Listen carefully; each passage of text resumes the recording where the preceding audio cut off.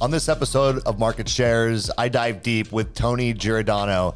He is a international speaker in the mortgage and real estate space, someone that I've actually hired and worked with in the past. And so I was excited to sit down with him today and talk about what's going on in the mortgage and real estate industry, talk about his best-selling book, The Social Agent, and also talk about his journey through his career, where he went from rags to riches, back to rags, and then back to riches. And in that story, there is some nuggets that I think will resonate with anybody, even somebody who might be challenged in this particular market that we've been in the last couple of years, and who's trying to find that spark, that moment that allows them to get unlocked and focus on rebuilding their career that they maybe had in the past or the career that they always wanted. So enjoy this episode with Tony Giordano.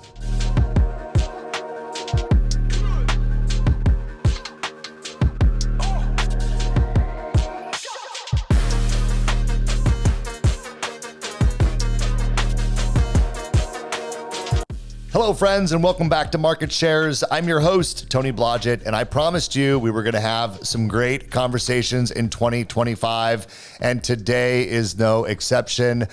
Today, I have with me Tony Giordano, who is someone who I've actually worked with in the past. I've hired him. He's spoken to my sales team and did a phenomenal job. Someone whose career I've followed and admired what he's done in both finance and in real estate, and someone that, you know, the whole industry reaches out to often. You'll see him at different conferences around the country, speaking to real estate agents, speaking to lenders, and someone who I know you're going to enjoy this conversation. He's been through it all. He's been at the top, he's been at the bottom, and he's come back, and he's got a really cool story. So with no further ado, Tony, welcome to Market Shares. And just as a quick introduction, I know you'll cover this, but Tony is the president and CEO of Giordano Industries, and he touches a lot of different industries, everything from marketing, advertising, real estate, finance, development. But Tony, I'll let you maybe give a little introduction on your background and the things that you spend most of your time doing today. Yeah, well, thank you for the introduction. Thank you for having me on. I appreciate it. I've always loved speaking for New American Funding and your salespeople, and you guys have such a great company and great leadership. So it's always fun to do that. But yeah, so Giordano Industries is kind of just my entity that, has a lot of different, companies underneath it. The Opulent Agency is luxury real estate advertising, and then Modern Group is just my real estate, business as selling real estate in Southern California. And then my Rice consulting and mastermind program for agents and loan officers from all brands to be able to learn from me, every month. It's kind of a mastermind education program and coaching. And that's pretty much it.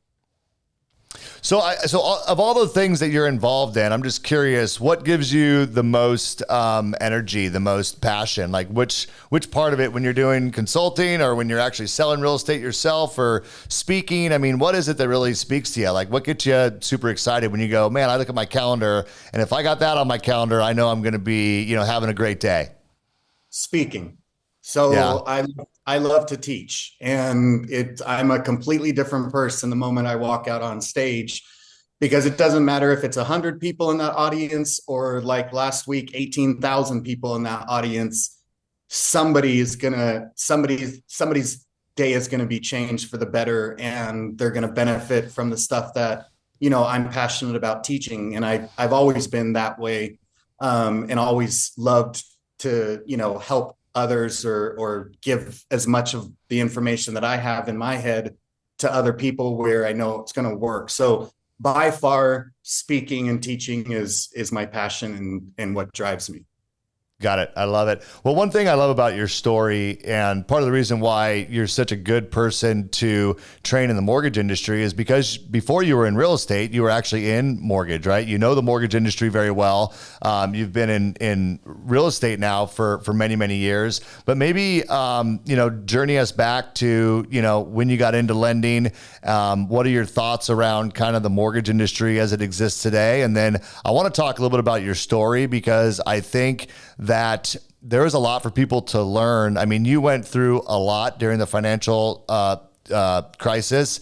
But honestly, although we don't have the financial crisis right now, I feel like some people's careers are at the lowest level they've ever been. And I know you've been through that. And so what I'd like to do is speak a little bit about your journey, and then we could maybe talk, about if someone's in that sort of a low spot, how do you pull yourself out of that, and really make the shift? And I know a lot of it's mindset, but how do you make that shift to getting back to success? So maybe let's start back at the beginning when you got in the mortgage industry.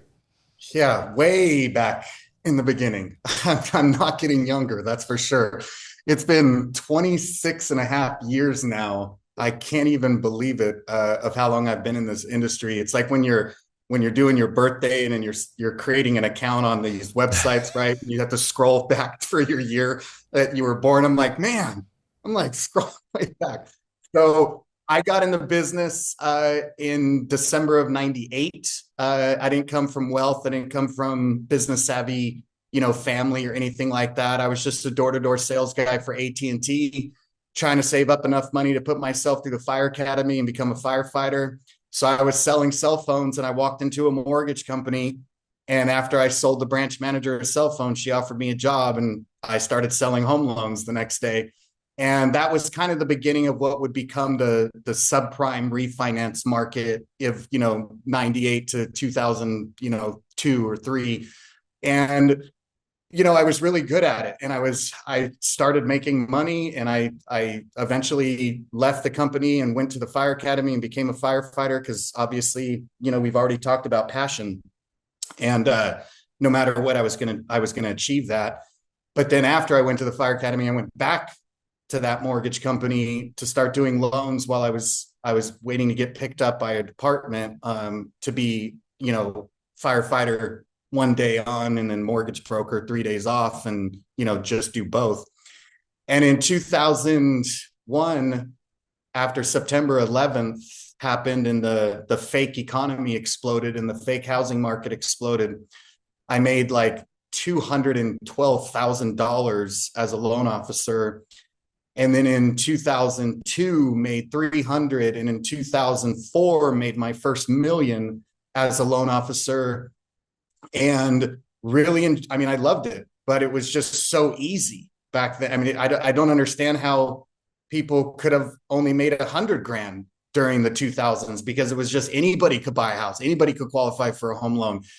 And so by 2007, I now own my own mortgage company, a brokerage firm with 3 other partners. We're ranked in the top 10 with the biggest mortgage servicers in the nation during that time in 2007, Countrywide, Washington Mutual, all the ones we don't mention anymore.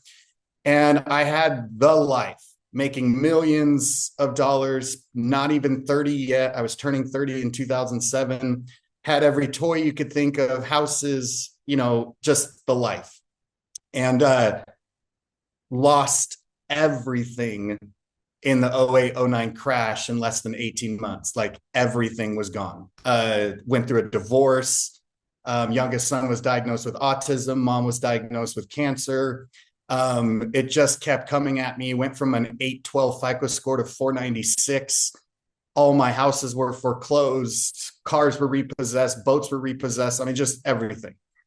And I had already left the fire department because of an injury, and I couldn't go back to the fire department as a paid firefighter. And I'm bartending on the weekends to put food on the table for my sons, week on, week off. And, just trying to just get at it and rebuild. And I just couldn't. It just kept getting worse. And finally, there were just a couple big moments that happened, and those moments made me realize that I had lost my passion for lending. It wasn't fun anymore. And so I decided to switch to the sales side. And, because back then you only had to have a real estate license. I already had the real estate license as a loan officer. And now I'm just going to turn it into a real estate company and become an agent. Now you have to have the other license, as we all know, probably why that all happened. So I went into real estate with the thought that it was going to be easy and simple. because they're just real estate agents. No one works as hard as loan officers, right? And quickly had a really big reality check of just how much agents need to know and what they do every day to just get to that close transaction. I mean, it was just shocking. And so I'm learning a new business. I have no money. And I just said, I wonder what the big agents do. And I started Googling and researching like a ton. And I went to some social media classes, like October of 2009, my first month. And I started taking some lessons that I was getting, and then also just took a completely different, unique approach to social media and online presence that still so many still aren't taking correctly. And my business just blew up, right? Like literally in less than 2 months, I got a $5 million listing from some random lady had added as a friend on Facebook, and taking a human approach to online presence when everybody else takes a techie robotic approach to it. And in 2010 was Rookie of the Year nationally. That led to, in 2011, just, building my wealth again and rebuilding everything I lost. Then somebody said, you should write a book. I kind of thought it was a cool idea, but then a different person said, you're not going to write a book. And then I wrote the book. And I'm a big believer is, just doubt me, because the one thing I don't have is self-doubt. And if you put doubt on me, then it's gonna spark a lesson for that person. So I wrote the book, The Social Agent, really because I just thought it was just another avenue of teaching. I was speaking already at that point, being Rookie of the Year. I was already speaking nationally for that brand at all their conferences and teaching and helping other people do it.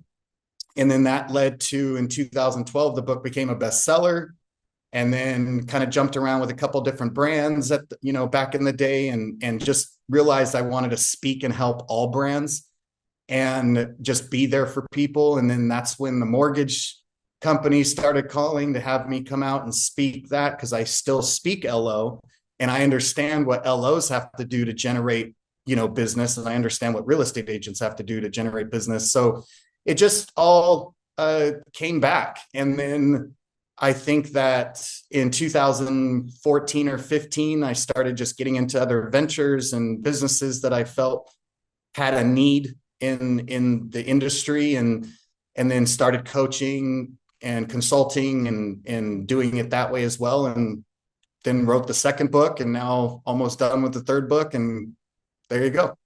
I love it. I love it. So thinking back to, kind of at your lowest point, did you ever have the mindset of like, obviously you got out of mortgage and got into real estate, but I don't feel like you ever gave up on success. But did you have times where you doubted, like, hey, can I rebuild this? Can I have that level of success again? Or did you just have like an unwavering, focus, and then, found the steps? And I'm curious if you had that spot where you doubted yourself, There were a couple moments of maybe self-doubt. If I look at the moments of self-doubt, I can't really define them as true self-doubt, because it's the one thing I really don't think I've ever had. Like, no matter what, I'm getting through it. What I did have were moments that started to define where I was going to take it. And throughout 08, 09, my godfather, my great-grandfather's brother, he was funding me. Even though I was losing everything, he was funding like just me to be able to have, money. I had a beat up pickup truck rather than all the Audis and Hummers and 69 Bronco that I had before the crash. I had a beat up pickup truck. I mean, he was funding me a couple grand a month to pay my rent. And then I was bartending, and I would keep asking him for money because he saw the empire I built, and I would keep running into issues and could just never get out of it. And then finally there was a moment, and that was like September of 09. I was waiting for these 2 loans to fund. I hadn't funded a loan in a couple months, and I'm behind on rent. and both of them get declined. And I was shaving. So figure my face. So I shave everything. So all you see is my eyes. So I have white cream everywhere. And I just got out of the shower, my little phone booth shower and pedestal sink bathroom. And I have my towel on and I'm still a little wet and just kind of just shaving really quick because I gotta get to a meeting. And as I'm shaving, I look down because my phone buzzes and my loan processor says, "Hey, I don't know how to tell you this, but both are not going to fund and there's no way around it. Call me when you have a second." And I remember grabbing the pedestal sink abruptly. And I grabbed it so abruptly that it peeled off the drywall and shook the wall where the medicine cabinet fell off. The mirror of the medicine cabinet slammed on the ground and shattered. I slipped on the water because I was like angry. On the way down, hit the back of my head on the towel bar and hit the ground on my tailbone. And I just lost it. It was just pouring down. And like 2 minutes later, I kind of opened my eyes. And right when I opened my eyes, there was a triangular shaped piece of mirror in the corner, perfectly at my face. And the person I saw in that mirror, I did not recognize. I just saw the most useless, porous, just whatever, just I don't know, a little boy who just got his toys taken away or something. It was just, I was like, oh my gosh. And I remember getting up and just being like, that's it. Like, you built an empire coming from nothing, Tony. Like, lock it up. Like, get your mindset back, get your work ethic back. Like, let's go. That was moment one. Moment two was later that night. I called my Uncle Mike and I said, "Uncle Mike, I just want to let you know I'm going to pay you back. And I know you believe that." He goes, "I know, I believe that." I just had such an incredible day. And it's just, my mindset is back and I'm positive and like, I just know what to do now. And I'm going to switch to the sales side. I'm going to become an agent and I'm going to pour into it everything I got. And he goes, "I love hearing that." And I was like, all I need, if you can do like, just a few more thousand just to keep me for the first 3 months that I start this career. And he was like, "Nope." And I was like, "What?" And he goes, "Nope, I'm done." He's like, "I'm cutting you off. I'm not giving, I'll buy you groceries if you need to eat, but I'm not giving you any more money." And I go, "Uncle Mike, please, like, this is different this time. Like I know what to do now." Like, and he goes, "Tony, do you want to know the reason you're still where you are and you still can't dig out of this hole?" And I go, "Well, the economy, like the lending, the crisis, blah, blah, blah." And I'm just, excuse. I'm telling you, he was just like, "No, none of that is the reason." And I go, "Me?" He goes, "No." And I go, "Then what?" And he goes, "Me." He goes, "I'm the reason you're still where you are." He goes, "Because you're relying on me." He goes, "And you will be shocked what you can achieve when you can't rely on anyone else but your own work ethic." He goes, "So I'm just done. You're cut off."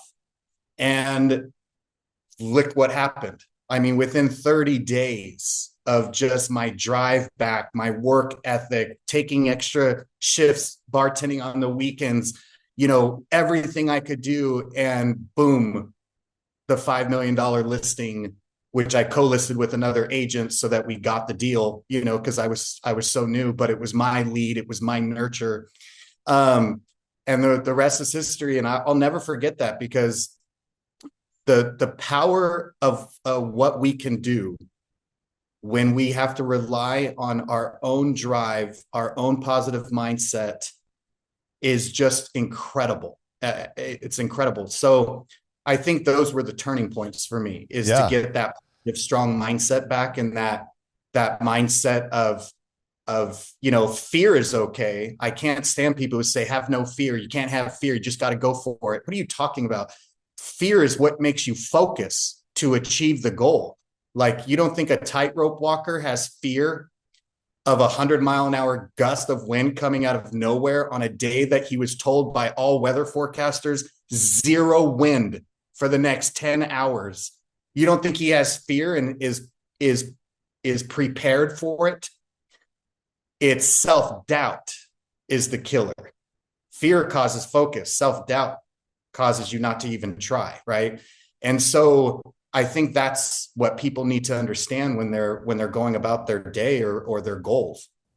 Yeah.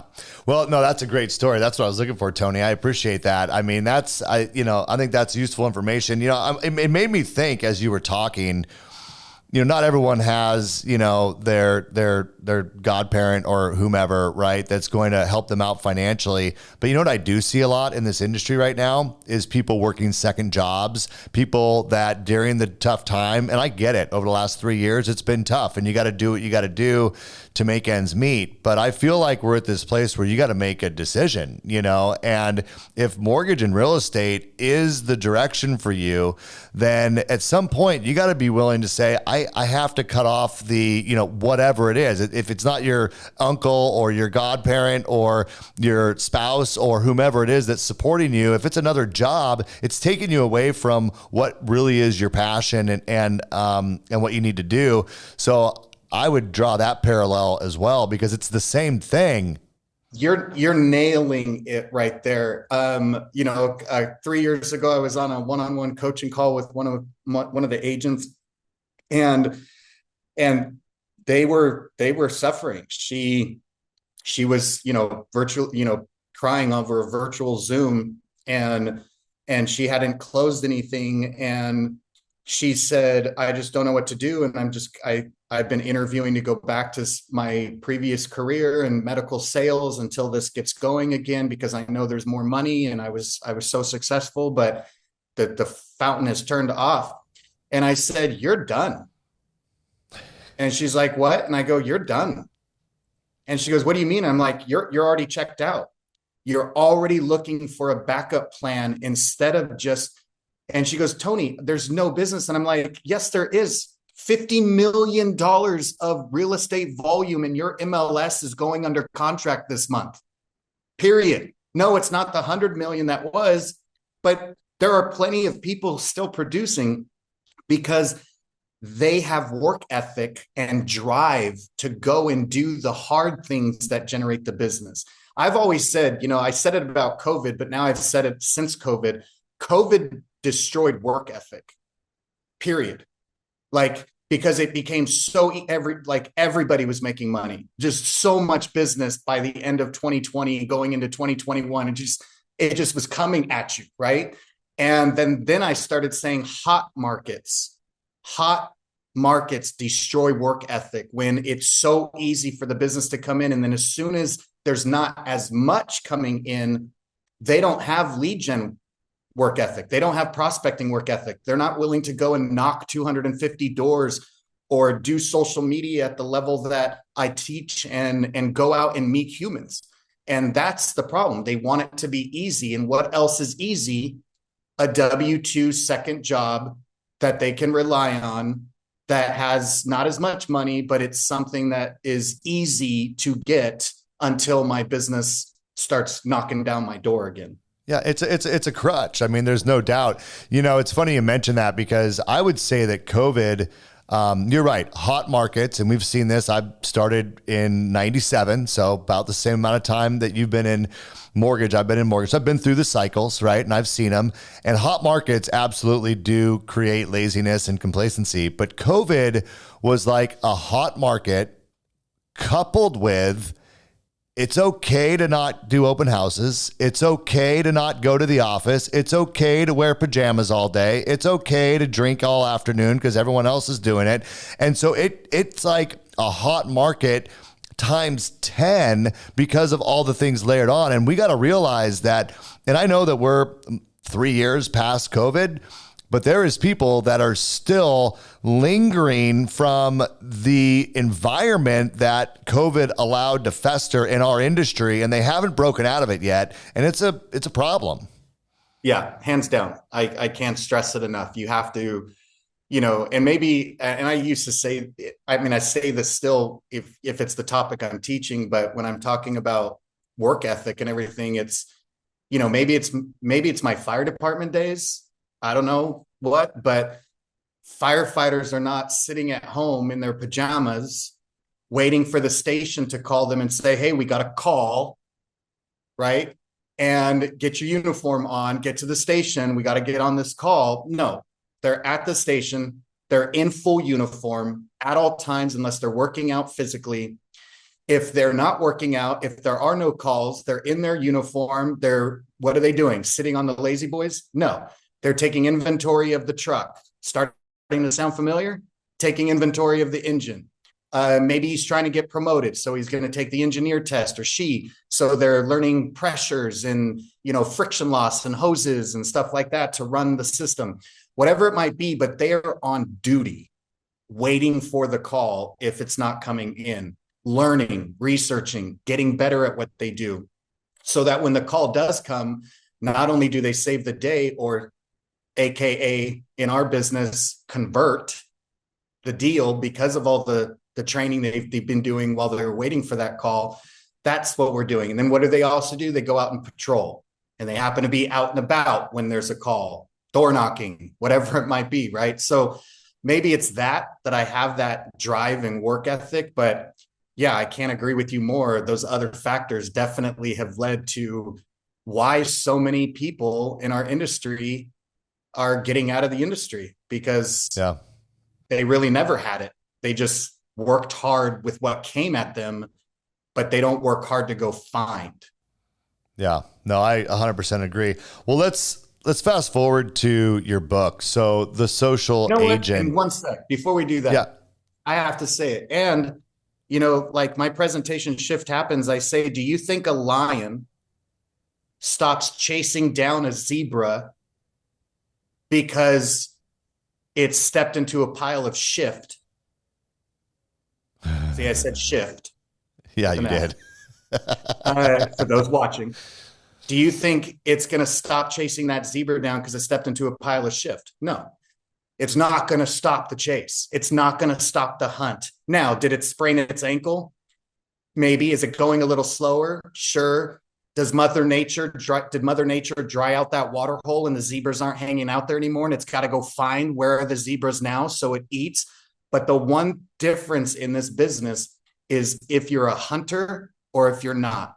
Are you the lion at the zoo who wants to be fed, or are you a lion that wants to be out there and go get the food? And that's the challenging thing, is lions don't want to be fed. They're miserable in captivity, right? And if you're in sales, you need to be a lion. Yeah. Well, you have to want it. You have to want it. And this industry, there's definitely times where you get fed. And I think people get used to it, and they get into this industry because they're like, oh, I can make a lot of money and I can get fed. It's like, no. Those are unique times in our industry. That is not the career of mortgage and real estate, right? And I think that's what you're saying. I agree. The Social Agent. So what I think is fascinating about, you have a book called The Social Agent when it's 2025 and everyone's talking about social media, but this book came out in 2012. So, you were pretty early to, be an influencer in real estate around social and social presence. So, maybe talk a little bit about the book, a little bit about why you wrote it, besides someone said that you wouldn't write it. But what does it cover? What are the things that in 2012, 2013, 2014 that people needed to get out of this book? And is it still relevant today? Or is that why you're writing another book, is to update it? Or I'm just curious. Yeah. So, in 09, November of 09, I had gone to a class where this 20-year-old kid was teaching a room of real estate agents how to launch their Facebook fan page. Now they're called business pages, right? It wasn't anything about the friend page. It was just about the business page, this whole class. And he would say things that I disagreed with. I'm like, no, he doesn't understand. That's not how you build a business. That's not the language of sales. That's not how you build relationships and deepen relationships, because he's not in sales. He's a techie. But we need the techie to teach us how to do it and all the things that it can do. But that's when I realized in that class, I'm like, there's a side to this that it's just where people are. And I'm walking out of the class and he said something that changed my entire philosophy on social media. And unfortunately, he didn't even understand why. And so many others still don't. But he said, oh, in addition to your business page, I forgot to tell you all, a real estate agent or a loan officer or an insurance agent, anybody who's in sales should have a minimum of 2,000 friends on their personal friend page of Facebook. And back then, October of 2009, the average person on Facebook had like 300 friends. And I was like, the light bulb just went off. I just knew. I'm like, yeah, why wouldn't I go and just add 1,700 more complete strangers, have conversations with them in the newsfeed, add them as a friend, they'll accept my friend request. And now 1,700 more people in Santa Monica, Malibu, Beverly Hills, Westwood, Century City, Hermosa Beach, Redondo Beach, Manhattan Beach, now know who I am. But I don't drive boring business down their throat every day. They're just getting to know me, who I am as a person, the human side to social media. And I happen to be a real estate agent. How would that not work? And it worked. And so 80% of my business was coming from social media, taking this human approach and building that audience, which is the same thing as going door knocking. You're building an audience. You're building people who now know who you are. But I was door clicking, the modern day front door. And then that's when in 2011, 2 years of speaking and teaching social media and online presence, but then started writing the book, The Social Agent. And it was really about the big five back then. It was like, Facebook, Twitter, YouTube, Google, and I forget the other one that I had in there, in the Social Agent one. And then that book is still relevant. I still get comment. You can't buy it anymore on Amazon, but people who have it or they were given a copy, they're like, hey, Google Plus isn't a thing anymore. Like, your book is out of date. And I'm like, first of all, there's a second one that came out in 2018. And they go, but there's so many good nuggets in the first one still. And I go, because the one thing that doesn't change is the approach. It's just where humans are. And so you're going into a place where humans hang out to build relationships with them. It doesn't matter which one goes bankrupt or which social media channel isn't popular anymore. It's just whichever one is, you need to be in there taking this human approach to it. Then I wrote the book, The Social Agent 2.0, which was 3 times as thick and went way deeper into a lot of more of the advanced stuff and a lot of the first book. And that book is 85% still relevant right now. There's only a few things that I'm taking out for the third one that's about ready to come out this summer, Social Agent 3.0. Got it. I love it. So let me ask you this. I mean, you speak to a lot of real estate agents and mortgage people, currently. Yeah, the social agent is any agent, insurance agent, loan agent, real estate agent. But as you're at real estate conferences, and I know you were at one because I saw you there. We ran into each other a couple times. Out of 18,000 people, we ran. I know. I know, it was crazy, and I'm like, hey, you're on my podcast next week. But what are you talking about at conferences today? Like, what's relevant today for mortgage and real estate people? What do they want to hear? What's your message to them in today's market? If there's things that we haven't covered today that that you're talking about, like what do people need to hear today?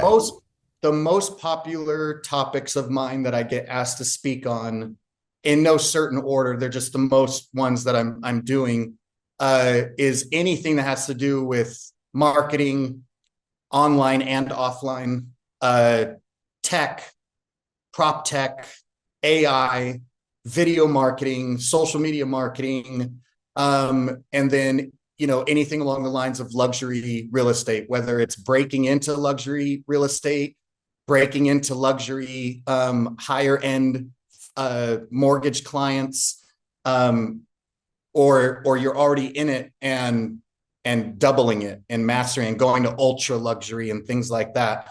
Those are the topics that I'm mostly brought in for. Got it. Any quick nuggets that you think would be, something people should take away? Yeah, without question. I mean, there's so many different things that I want to be able to tell, anybody listening. I guess it's really just identifying the things that I see are the biggest issues in our industry with what we were talking about with work ethic and what's going on and what their focus is on right now. The one thing that I feel has been helping most salespeople get their mindset back and that work ethic and is their time. So very, very, very successful people, billionaires, multimillionaires, whoever, there's not a successful person that doesn't know what's called their hourly worth rate. I don't know what they call it, but I call it the hourly worth rate. Because one thing salespeople are horrible at, especially in our industry, is time blocking, time management. They don't do it well. They don't prioritize their time. They don't do their 80-20 and focus on their 20% most important things to do. They're just bad at it because they want immediate results. They don't, if it's not giving an immediate result, they stop doing it. But once we know how much money we're wasting in our hourly worth rate, it changes. Now, most instructors, coaches, speakers out there who talk about this, and Bill Gates talks about it in his book, is you take how much money you made in 2024, you divide it by 52 weeks in the year, and you divide it by 40 hours in each week. And generally, we all work, if we really added it up, 40 hours a week. I can't stand agents and people who are like, I work 60, 70 hours a week. No, you didn't. You got a phone call at 8 o'clock in the morning. And because you got a phone call at 8 o'clock at night, you think you worked a 12-hour day when 2 hours was in yoga and that hour lunch with your girlfriend and you were in yoga pants until 11 a.m., like whatever it is. So if you add it all up, let's just we do somewhere probably around 40 hours a week. Whatever that amount is, that's how much money you made an hour. But I go further and I go, but how much money do you want to make? Now take that number, divide it by 52, divided by 40.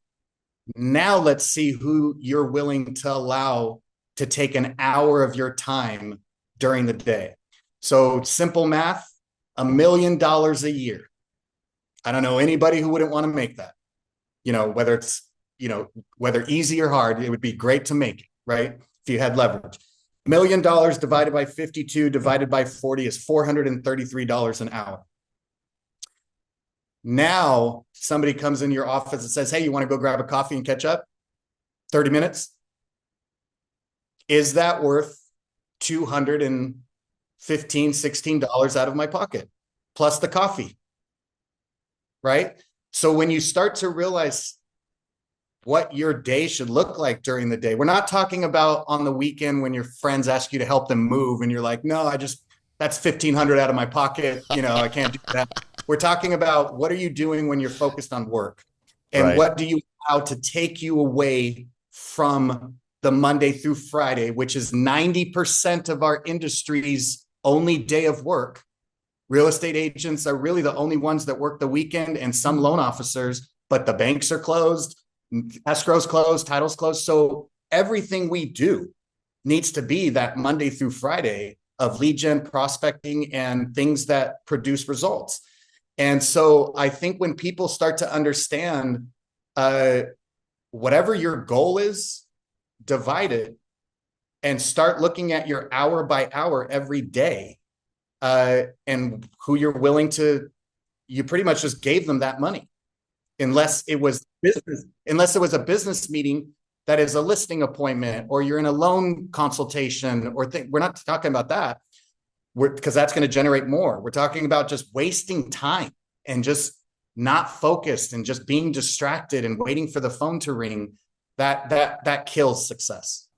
Yeah. I think what I was going to say is I would say failure to time block out if you know what your hourly rate is or what it should be based on the, like you said, the income that you want to make, which I love that exercise, because if someone had a really bad year, they might say, well, it's kind of a low number. It's like, yeah, but that's not where you want to be. So if you were to act like the person that you want to be and do the math on that, and you knew that you wanted to make whatever that number is, $1 million a year, then every hour of your day, your work day, would it not make sense? I mean, is it worth $433 an hour to pick up the phone and call some of your past clients? Is it worth $433 an hour to stop by some open houses or whatever the case may be? I mean, of course it is. Like, no one, if someone said to you, hey, can you call through these 6 people over the next hour and I'll give you $450 to do it, even if you didn't know those people, you'd reach out to them. But these are your past clients who you know and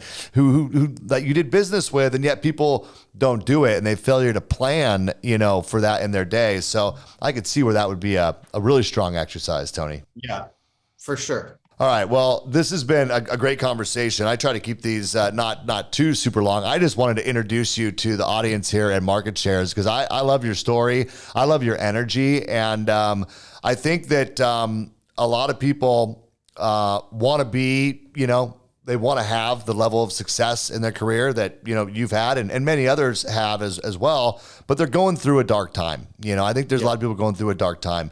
And that's why I love your story is, you were at the top and, and then you were at the bottom and then you pulled yourself out. And obviously we all go through challenges in the market. I'm sure you're not immune to those. But there's people that need to have that mindset shift, that moment, like you had where they look in the mirror and they say, I'm just not the version of me that is going to get the kind of success that I want or that I've had in the past. And it does take that internal shift. I believe it takes some sort of a internal shift. You can listen to this podcast. You can listen to Tony. You can go hire him as a coach. You can hire somebody else. All of those things are available to all of us.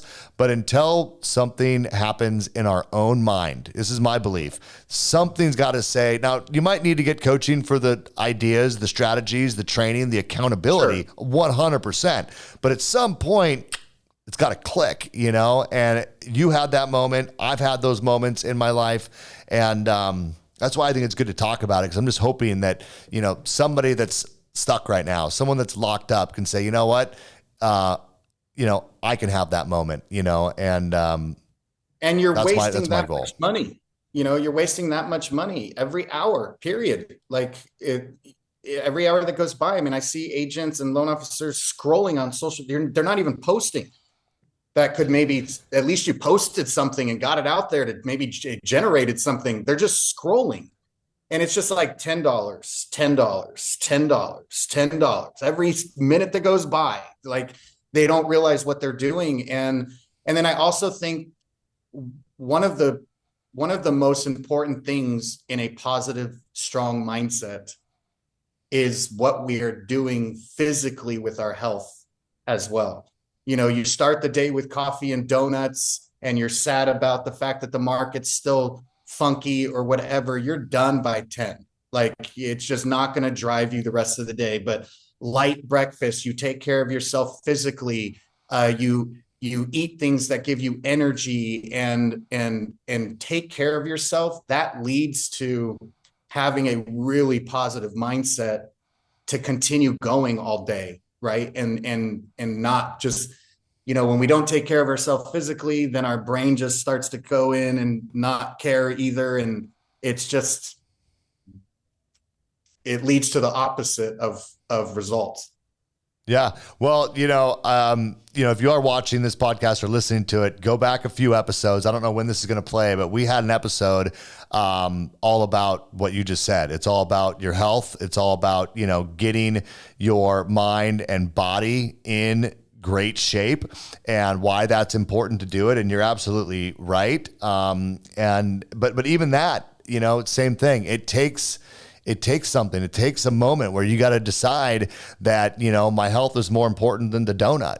and right. And you got to make that decision that you're going to make that a priority. But I think I'm glad you brought it up, because it's something that's been a theme here that we've talked about. And the reality is there's no way that you're going to achieve your highest and best, whatever that may be, if you're not treating your body and optimal health and vitality and energy. You just can't do it. I mean, you can have some success, and you might even have amazing success, but you'll never have the success that you were capable of if you're, that's what it was for me. I feel like, pretty successful guy, but I'm like, I don't want to be in the top 5% or the top 1%. I want to be in the 1% of the 1%. What does that take? Well, I quit drinking alcohol.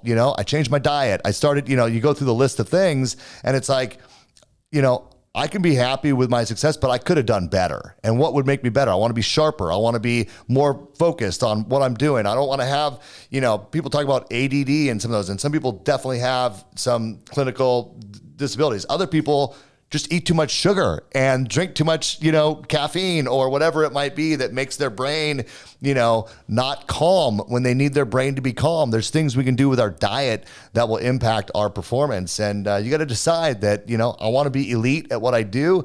And if I'm going to do that, then I need to take the steps necessary, with my health and body as well. And take the steps when you can, Right. jump instead of run. If you are able to jump at your current age or whatever, run when you can walk instead of walking. If you can still run, because there's going to come a time where we can't, right? And so, for people who are listening that might be in their, 20s and 30s, you better be full speed of work ethic at the highest level, because in your 40s or 50s, there could be health issues, there could be physical issues, something that prevents you from, man, I should have done it then. I should have done it the last 2 years before this happened to me. Why didn't you? Right. And so do it while you can, because you don't know what tomorrow is. Yeah. No, 100%. Well, I think we'll leave it there. And Tony, right. I appreciate you. I know you got a super busy schedule. I appreciate you making the time to come on here and talk to our audience. If people want to check you out a little bit more, I know you got a good Instagram. Is that the best place to find you? Probably. Yeah. It's just a good initial spot, and then we can connect everywhere else. But Tony_Giordano is my personal Instagram account. Giordano. And then if people want information on like my mastermind program and stuff like that, it's not $1,500 a month or $1,000 a month. It's a mastermind program, and it has all my resources, and it's $50 a month. And it's risemasterminds.com. Okay. Risemasterminds.com. Perfect. We will put that in the show notes. And good seeing you again. And I'm sure we'll connect again in the future. I appreciate your time. And to our audience, I appreciate your time, because it's the one thing you can't get back. You probably did just invest some money in listening to this podcast if you were doing it during business hours. And so hopefully you take what you learned from this and you turn that into real dollars in your life by taking some action on the words that you heard here today. And until next time, take care. Bye for now. Love it.